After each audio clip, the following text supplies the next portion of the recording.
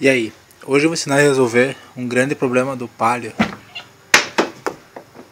que é esse barulho, um barulho infernal que é dessa porta. Esse problema tá aqui, ó. Qual é o dilema? Essa merda, ela gasta com o tempo e vai criando espaço aqui dentro. Aí mando tu trocar todo esse troço aqui, só que não precisa fazer tudo isso. Vou ensinar uma forma bem simples. Tem que tirar aqui, né?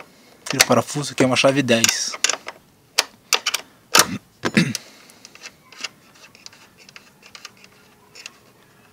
Que é bem simples, tu pega isso, tira o parafuso, aqui ele vai criar um passinho assim, ó.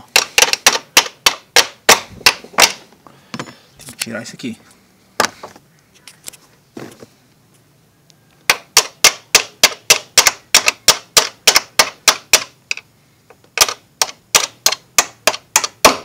Sair. Saiu. Dá a bola, o barulho é assim mesmo. O que tu vai fazer? Tu vai pegar um pedacinho de goma de borracha, de pneu mesmo, e tu vai cortar um pedacinho muito pequeno deles. Tipo, assim, só que bem menor. Eu vou até cortar aqui.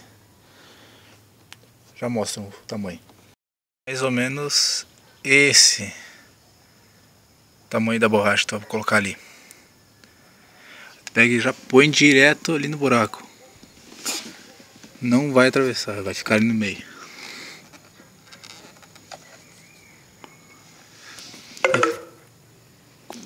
Vai ficar ali bem certinho.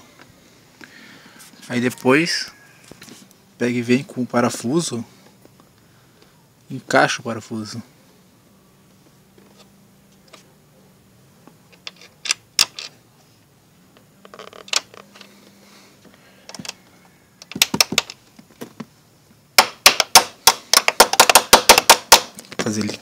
Fazer ele entrar.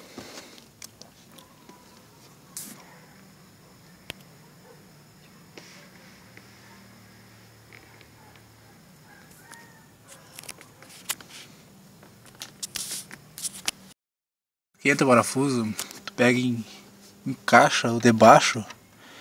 É aqui que tu vai apertar os dois. Depois que apertar, tu vai ver a diferença. Dá uma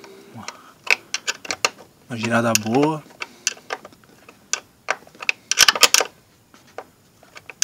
Isso com a borracha ali dentro já, né?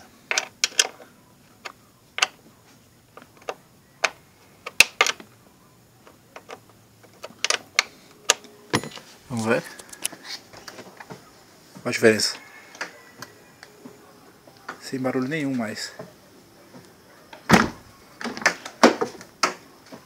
Tá zero a porta.